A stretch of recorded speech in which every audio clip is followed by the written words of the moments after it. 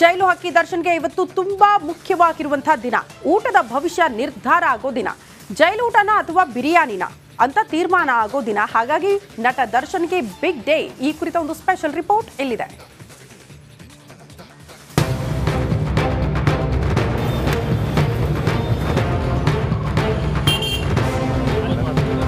ದರ್ಶನ್ ಕೇವಲ ಸಿನಿಮಾದಲ್ಲಿ ಮಾತ್ರ ಅಲ್ಲ, ನಿಜ ಜೀವನದಲ್ಲೂ ಸಖತ್ ಹಠಮಾರಿ. ಇಂಥದ್ದು ಬೇಕು ಅಂದ್ರೆ ಬೇಕು ಅಷ್ಟೇ, ದೂಸರ ಮಾತಿಲ್ಲ, ನೋ ಕಾಂಪ್ರಮೈಸ್. ಹೀಗೆ ದಿಲ್ದಾರಾಗಿ ಬದುಕಿದ್ದ ದಾಸ ಜೈಲೂಟಕ್ಕೆ ಸೊರಗಿ ಹೋಗಿದ್ದಾನೆ. ಮನೆ ಊಟಕ್ಕಾಗಿ ಅಂಗಲಾಚಿದ್ದಾನೆ.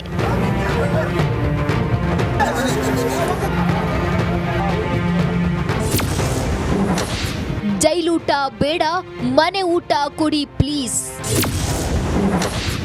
ದಾಸನಿಗೆ ಇವತ್ತಾದ್ರೂ ಸಿಗುತ್ತಾ ಗುಡ್ ನ್ಯೂಸ್. ಜೈಲೂಟದಿಂದ ಕಾಟೇರನಿಗೆ ಫುಡ್ ಪಾಯ್ಸನ್ ಆಗಿದ್ಯಂತೆ. ಇದೇ ಕಾರಣಕ್ಕೆ ಮನೆ ಊಟಕ್ಕಾಗಿ ದರ್ಶನ್ ಪರ ವಕೀಲರು ನ್ಯಾಯಾಲಯದ ಮೊರೆ ಹೋಗಿದ್ರು. ಮನೆ ಊಟ ಹಾಗೂ ಪುಸ್ತಕಗಳನ್ನ ಕೇಳಿ ಹೈಕೋರ್ಟ್ಗೆ ಅರ್ಜಿ ಸಲ್ಲಿಸಿದ್ರು. ಬಳಿಕ ಮ್ಯಾಜಿಸ್ಟ್ರೇಟ್ ಕೋರ್ಟ್ನಲ್ಲಿ ವಿಚಾರಣೆಯೂ ನಡೆದಿತ್ತು. ಹಾಗಾದ್ರೆ ಆ ವಿಚಾರಣೆ ಹೇಗಿತ್ತು ಅಂತ ಒಮ್ಮೆ ನೋಡೋಣ ಬನ್ನಿ.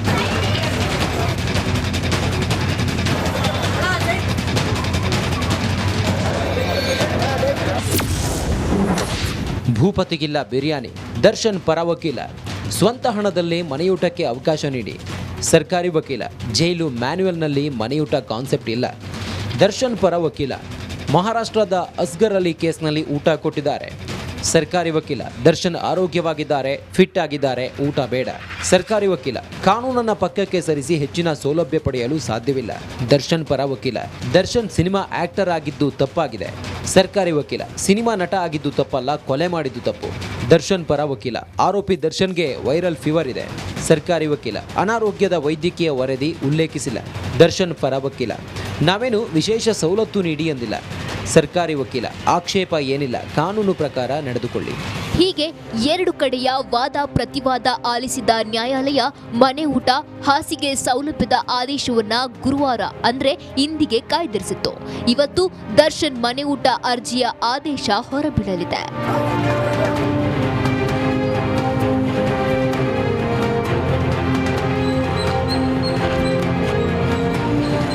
ಜ್ವರ, ಫುಡ್ ಪಾಯ್ಸನ್ ನಿಂದ ಬಳಲ್ತಿರೋ ದರ್ಶನ್ಗೆ ಬಿರಿಯಾನಿ ಸಿಗುತ್ತೋ ಅಥವಾ ಮುದ್ದೇನೆ ಗತಿನ ಅನ್ನೋದೇ ಸದ್ಯದ ಕುತೂಹಲ.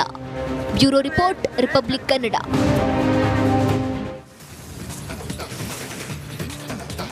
ದರ್ಶನ್ ಮನೆ ಊಟಕ್ಕಾಗಿ ಕೋರ್ಟ್ ಮೊರೆ ಹೋಗಿರೋದು ನಿಮಗೆ ಗೊತ್ತಿರುವಂತಹ ವಿಚಾರ. ಆದ್ರೆ ಕಾಟೇರ ಮನೆ ಫುಡ್ಗೆ ಅಷ್ಟೊಂದು ಪಟ್ಟು ಹಿಡಿತಾ ಇರೋದು ಯಾಕೆ, ಹಠಕ್ ಬಿದ್ದಿರೋದು ಯಾಕೆ ಗೊತ್ತಾ? ಈ ಸ್ಟೋರಿ ನೋಡಿ.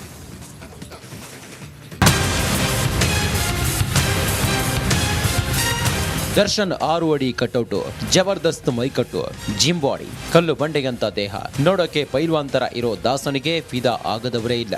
ದರ್ಶನ್ ಅಂದ್ರೇನೆ ದೈತ್ಯ ದೇಹ. ಭೂಪತಿಯ ಫಿಸಿಕ್ಗೆ, ಕಾಟೇರನ ಮೈಕಟ್ಟಿಗೆ ಸಪರೇಟ್ ಫ್ಯಾನ್ ಬೇಸ್ ಇದೆ. ಇದೇ ಕಾರಣಕ್ಕೆ ದರ್ಶನ್ ತಮ್ಮ ದೇಹದಾಢ್ಯಕ್ಕೆ ಅಷ್ಟೇ ಇಂಪಾರ್ಟೆನ್ಸ್ ಕೊಡ್ತಾರೆ. ಅದೆಂತ ಬ್ಯುಸಿ ಶೆಡ್ಯೂಲ್ ಇದ್ರೂ ಜಿಮ್ಗೆ ಹೋಗಿ ಬೆವರು ಸುರಿಸ್ತಾರೆ. ಆದ್ರೀಗ ಜೈಲು ಹಕ್ಕಿಯಾಗಿರೋ ಭೂಪತಿ ದಿನ ಕಳೆದಂತೆಲ್ಲ ಸೊರಗಿ ಹೋಗ್ತಿದ್ದಾರೆ. ದರ್ಶನ್ ಮನೆಯೂಟಕ್ಕೆ ಪಟ್ಟು ಹಿಡಿದಿರೋದೇಕೆ? ಜೈಲಿನಲ್ಲಿ ದಾಸ ಸೊರಗಿ ಹೋಗಲು ಕಾರಣ ಏನು? ಸೆರೆವಾಸದಿಂದ ದರ್ಶನ್ ದಿನದಿನಕ್ಕೂ ಸೊರಗಿ ಹೋಗ್ತಿದ್ದಾನೆ. ನೋಡೋಕೆ ಆನೆ ತರ ಇದ್ದ ಭೂಪತಿ ದಿನ ಕಳೆದಂತೆಲ್ಲ ತೂಕ ಕಳೆದುಕೊಳ್ತಿದ್ದಾನೆ. ವೇಟ್ ಲಾಸ್ ಆಗ್ತಿರೋದು ಸಾರಥಿಯನ್ನ ಕಂಗಾಲಾಗುವಂತೆ ಮಾಡಿದೆ. ಅಷ್ಟಕ್ಕೂ ದಾಸ ಹೀಗೆ ಸೊರಗಿ ಹೋಗ್ತಿರೋದಕ್ಕೆ ಏನ್ ಕಾರಣ ಹೇಳ್ತೀವಿ ನೋಡಿ. ಜೈಲಿನಲ್ಲಿ ತೂಕ ಕಡಿಮೆ ಆಗ್ತಿರೋ ಬಗ್ಗೆ ಖುದ್ದು ನಟ ದರ್ಶನ್ ಜೈಲು ಅಧಿಕಾರಿಗಳ ಬಳಿ ತನ್ನ ಆತಂಕವನ್ನ ತೋಡಿಕೊಂಡಿದ್ದಾನೆ. ಹೊರಗಡೆ ಪ್ರತಿನಿತ್ಯ ಜಿಮ್ನಲ್ಲಿ ಬೆವರು ಸುರಿಸ್ತಾ ಇದ್ದ ಸಾರಥಿ ಈಗ ಜೈಲಿನಲ್ಲಿ ವರ್ಕೌಟ್ ಮಾಡಲಾಗದೆ ಕಂಗಾಲಾಗಿದ್ದಾನೆ. ಜಿಮ್ನಲ್ಲಿ ಪ್ರೋಟೀನ್ ತೆಗೆದುಕೊಂಡು ದೇಹ ಬೆಳೆಸಿದ್ದ ಭೂಪತಿ ಈಗ ಸೆರೆಮನೆಯಲ್ಲಿ ಯಾವ ಪ್ರೋಟೀನ್ ಇಲ್ಲದೆ ಸೊರಗಿ ಹೋಗ್ತಿದ್ದಾನೆ. ಒಂದಲ್ಲ ಎರಡಲ್ಲ ದರ್ಶನ್ ಬರೋಬ್ಬರಿ 10 ಕೆಜಿ ತೂಕ ಕಳೆದುಕೊಂಡಿದ್ದಾನೆ. ಹೀಗೆ ದಿನ ದಿನಕ್ಕೂ ಸಣ್ಣ ಆಗ್ತಿರೋದ್ರಿಂದ ಗಾಬರಿಯಾಗ್ತಿರೋ ಕಾಟೇರ ಪ್ರೋಟೀನ್ ಯುಕ್ತ ಮನೆಯೂಟಕ್ಕಾಗಿ ಕೋರ್ಟ್ ಮೊರೆ ಹೋಗಿದ್ದಾನೆ. ನೋಡಿದಿರಲ್ವಾ ದರ್ಶನ್ ಮನೆ ಊಟಕ್ಕೆ ಪಟ್ಟು ಹಿಡಿದಿರೋದು ಯಾಕೆ ಅಂತ. ಭೂಪತಿಗೆ ಮನೆಯೂಟ ಭಾಗ್ಯ ಸಿಗುತ್ತಾ ಇಲ್ವಾ ಅನ್ನೋ ಪ್ರಶ್ನೆಗೆ ಇವತ್ತೇ ಉತ್ತರ ಸಿಗಲಿದೆ. Bureau report, republic Kannada. ಬೆಂಗಳೂರಿನಲ್ಲಿ ಹದ್ದು ಮೀರ್ತಾ ಇದೆ ವಿಲ್ಲಿಂಗ್ ಪುಂಡಾಟ. ಸಹ ಪ್ರಯಾಣಿಕರಿಗೆ ತೊಂದರೆ ಕೊಡ್ತಾ ಇದ್ದಾರೆ ವಿಲ್ಲರ್ಸ್. ನಾಡು ರಸ್ತೆಯಲ್ಲೇ ಧಮಕಿ ಹಾಕಿ ಕಾರಿಗೆ ಕಾಲಿನಲ್ಲೇ ಒದ್ದಿದ್ದಾರೆ ಪುಂಡರು. ಟ್ರಿಬಲ್ ರೈಡಿಂಗ್ ವಿಲ್ಲಿಂಗ್ ಮಾಡಿದ್ದಲ್ಲದೆ ಚಾಲಕನಿಗೆ ಧಮಕಿ ಬೇರೆ ಹಾಕಿದ್ದಾರೆ. ಮಾರೇನಹಳ್ಳಿ ಸಿಲ್ಕ್ ಬೋರ್ಡ್ ಸಮೀಪ ಪುಂಡರ ಪುಂಡಾಟದ ಸ್ಟೋರಿ ಇದು. 2 ಬೈಕ್ನಲ್ಲಿ ಬಂದಿದ್ದ 6 ಮಂದಿಯಿಂದ ಕೃತ್ಯವಾಗಿದೆ. ಪೊಲೀಸರಿಗೆ ಟ್ಯಾಗ್ ಮಾಡಿ ಪೋಸ್ಟ್ ಮಾಡಿದ್ದಾರೆ ಚಾಲಕ. ದಯವಿಟ್ಟು ಕ್ರಮ ಕೈಗೊಳ್ಳಿ ಅಂತ ದೂರು ಕೂಡ ಕೊಟ್ಟಿದ್ದಾರೆ.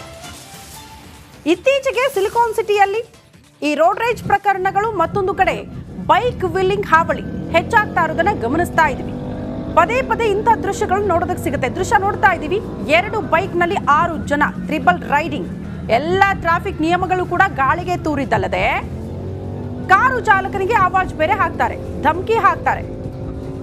ನೋಡಿ, ಈ ರೀತಿ ಕಿರಿಕಿರಿ ಉಂಟು ಮಾಡೋದು ದಾರಿಯಲ್ಲಿ ಹೋಗೋರ್ಗೆ. ಏನಾದ್ರೂ ಹೆಚ್ಚು ಕಡಿಮೆ ಆದ್ರೆ ಯಾರು ಜವಾಬ್ದಾರರು? ಪೊಲೀಸರು ಅದೆಷ್ಟೇ ಕ್ರಮಗಳನ್ನ ಕೈಗೊಂಡ್ರು, ಕಟ್ಟುನಿಟ್ಟಿನ ಕ್ರಮಗಳನ್ನ ಕೈಗೊಂಡ್ರು ಕೂಡ ಇದಕ್ಕೆ ಕಂಪ್ಲೀಟ್ ಆಗಿ ಬ್ರೇಕ್ ಹಾಕೋದಕ್ಕೆ ಸಾಧ್ಯ ಆಗ್ತಾ ಇಲ್ಲ. ಏನ್ ಮಾಡ್ತಾರೆ ಹೆಚ್ಚಂದ್ರೆ ಬೈಕ್ ಸೀಸ್ ಮಾಡ್ತಾರೆ, ವಾಪಸ್ ಬರ್ಬೋದಲ್ವಾ ಆಚೆ ಅಂತ ಈ ರೀತಿ ಪದೇ ಪದೇ ಬೈಕ್ ವಿಲ್ಲಿಂಗ್ ಮಾಡ್ತಾ ಇರೋದು ಪುಂಡರು.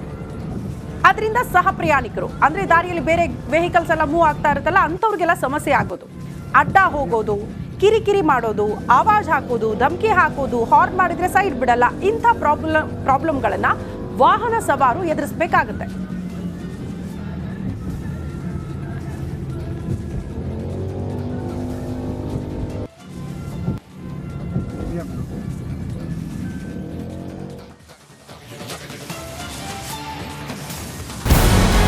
ನಮಸ್ಕಾರ, ಕರ್ನಾಟಕ ಪ್ರೈಮ್ ಟೈಮ್ಗೆ ಸ್ವಾಗತ.